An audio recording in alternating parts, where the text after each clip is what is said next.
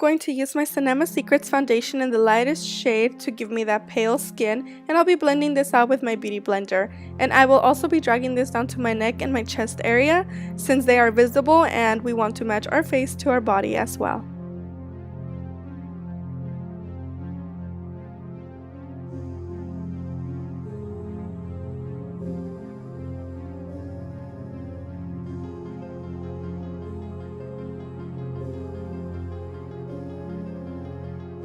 To set the foundation, I'll be applying my Cinema Secrets White Translucent Powder. Using my NYX waterproof shadow base, I'll be applying this all over my eyelids to make the shadows more vibrant and last longer. With my BH Cosmetics 120 color palette 5th edition, all over my eyelid I'll be applying this burgundy shade and blending it a little higher than my crease, and also on the bottom to start giving that tired illusion.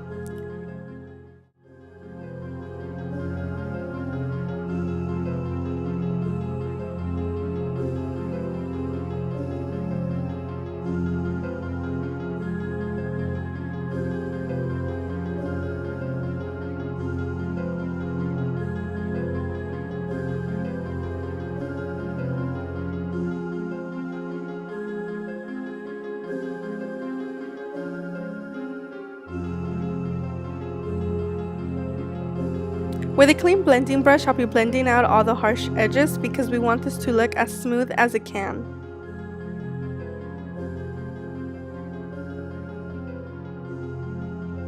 With a bright red shadow, I'll pop this on my crease to make it more vibrant.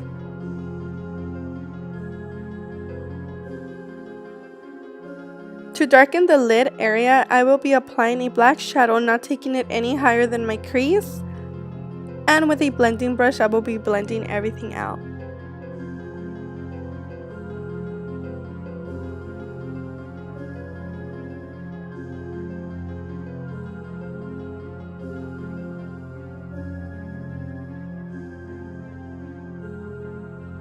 With the excess red shadow, I'll be dragging this to my bottom eye socket, concentrating this on the inner area.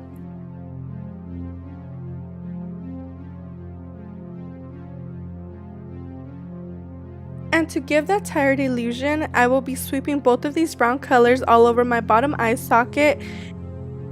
I'll also be applying a little bit of more red on my inner corners, and then I will be blending everything out for a smooth transition. To really deepen that socket, I will be going on top of that with some black on my inner corners and also on the outer corners, and then blending it out with a blending brush.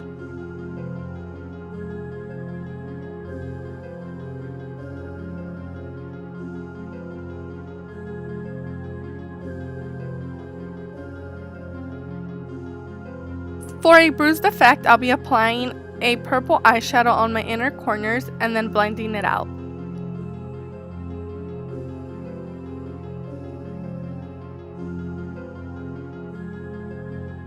On top of the purple, I'll be applying black to darken that area. This look consists of a lot of layering and blending, so throughout the video I will be repeating some of these eyeshadows over and over again. Then right on top, I'll be adding more black to my eyelid area because it was kind of fading away throughout the process of blending.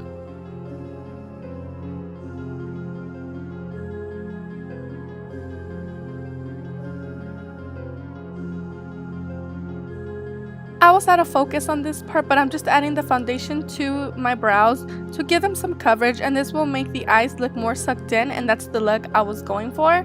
I didn't want to completely hide my brows, so that's why I didn't use glue, but if you have darker brows than I do, I would recommend to add that step. Then right here, I'm just brushing that purple eyeshadow we used on our eyes right on my nose to make it look bruised. Then I will be applying like a burgundy highlight to it.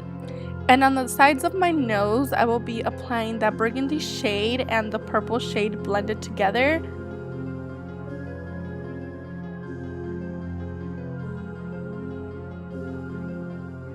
On this area, I will be adding blood, but for a more realistic look, I will be putting a red and a burgundy shade on the side of my forehead and blending it out.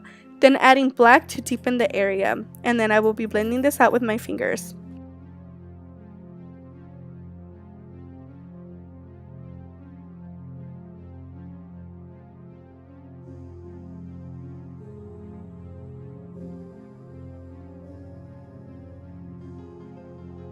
And on the other side, I'll be adding a few marks as well, the same colors I used on the other side. And to give it a more dead look around it, I will be applying the brown shadow and blending it out.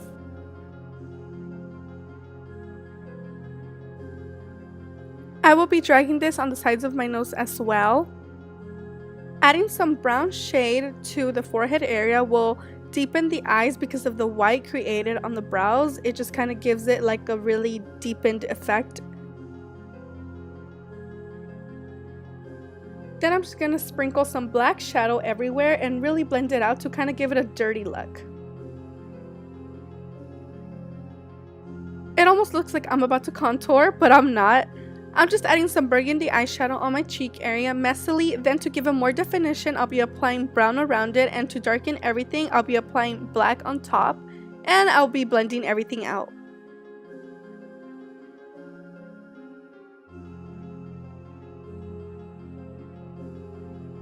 Then on my chin area, I'll be adding some purple because I will be having some blood dripping down there. And there is no precise way on doing this. A zombie looks messy. Remember, you just finished eating a human or something. If you have collarbones, then this part should be easy. But if you don't have any, just like me, I'm going to really emphasize this area by adding the burgundy and black shadow. Zombies are dead and very sucked in, so some collarbones is a must. And make sure to blend it out so it can look as natural as possible.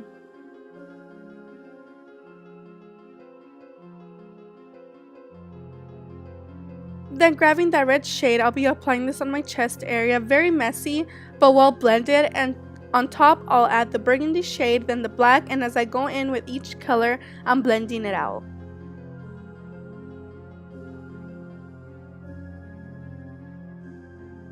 I'll also be doing this on my neck and shoulder, and around each area I'll be adding these two brown shades that I've been using throughout the whole video.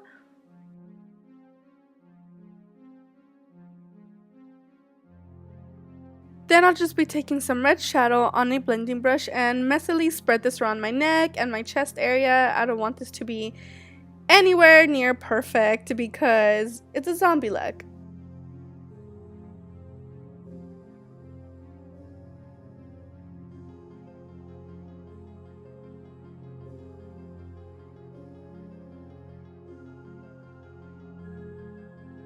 To brighten the red on my forehead, I'm just adding some red paint. Then with the foundation, I'll be going over my lips because before I apply any blood, I want to cover this area with some shadows. I'm going to start off with purple, then add some red and burgundy. Then I'll also be adding red paint very messily. That way when we slam on the blood, it'll look more realistic. And then I'll be adding some purple right on top of that. And don't forget to blend each color as you go.